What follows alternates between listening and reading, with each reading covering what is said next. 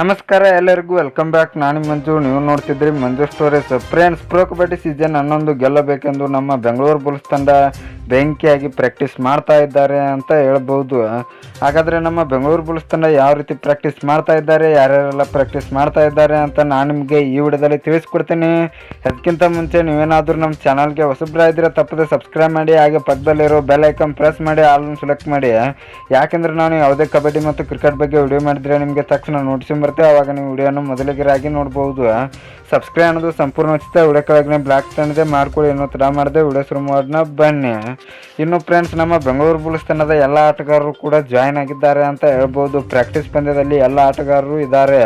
ಇನ್ನು ಪ್ರಾಕ್ಟೀಸ್ನಲ್ಲಿ ಪ್ರದೀಪ್ ನರ್ವಾಲ್, ಸೌರಭ್ ನಂದಲ್, ಸುಶೀಲ್, ಅಜಿಂಕ್ಯ ಪವಾರ್, ನಿತಿನ್ ರಾವಲ್ ಇವರೆಲ್ಲ ಆಟಗಾರರು ಕೂಡ ಬೆಂಕಿ ಪ್ರಾಕ್ಟೀಸ್ ಮಾಡ್ತಾ ಇದ್ದಾರೆ. ಪ್ರದೀಪ್ ನರ್ವಾಲ್ ಅವರು ಮಾತ್ರ ಬೆಂಕಿಯಾಗಿ ರೈಡಿಂಗ್ ಆಗ್ತಾ ಇದ್ದಾರೆ ಅಂತ ಹೇಳ್ಬೋದು. ಯಾಕೆಂದರೆ ನಮ್ಮ ಬೆಂಗಳೂರು ಬುಲ್ಸ್ ತಂಡದ ಮೇನ್ ರೈಡರ್ ಆಗಿರ್ತಾರೆ.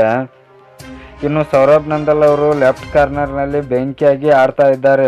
3 ಟ್ಯಾಕಲ್ಗಳನ್ನು ಸಹ ಮಾಡಿದರು. ಹೋದ ಸೀಸನ್ನಲ್ಲಿ ಅಂಥ ಫಾರ್ಮ್ನಲ್ಲಿ ಇಲ್ಲದೇ ಇದ್ದರೂ ಕೂಡ ಈ ಸೀಸನ್ನಲ್ಲಿ ಬೆಂಕಿ ಫಾರ್ಮನ್ನು ಕಂಡುಕೊಳ್ಳುತ್ತಿದ್ದಾರೆ.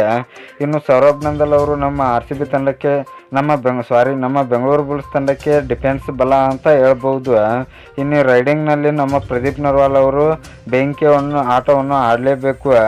ಇನ್ನು ಫ್ರೆಂಡ್ಸ್, ಸುಶೀಲ್ ಅವರು ಕೂಡ ಬೆಂಕಿ ರೈಡ್ ಹಾಕಿದ್ರು. ಇವರು ಕೂಡ ಸೂಪರ್ 10 ಅನ್ನು ಗಳಿಸ್ಕೊಂಡ್ರು. ಇನ್ನು ಫ್ರೆಂಡ್ಸ್, ನಮ್ಮ ಬೆಂಗಳೂರು ಬುಲ್ಸ್ ತಂಡದ ಎಲ್ಲ ಆಟಗಾರರು ಕೂಡ ಬೆಂಕಿಯಾಗಿ ಪರ್ಫಾರ್ಮೆನ್ಸ್ ಅನ್ನು ತೋರಲಿ ಅಂತ ನಾವೆಲ್ಲರೂ ಆಶಿಸೋಣ. ಇನ್ನು ಫ್ರೆಂಡ್ಸ್, ನಮ್ಮ ಬೆಂಗಳೂರು ಬುಲ್ಸ್ ತಂಡ ಈ ಸೀಸನ್ನಲ್ಲಿ ಕಪ್ ಗೆಲ್ಲುತ್ತಾ ಇಲ್ಲ ಅಂತ ಕಮೆಂಟ್ ಬಾಕ್ಸಲ್ಲಿ ಕಮೆಂಟ್ ಮಾಡೋದ್ರ ಮೂಲಕ ತಿಳಿಸ್ಕೊಡಿ.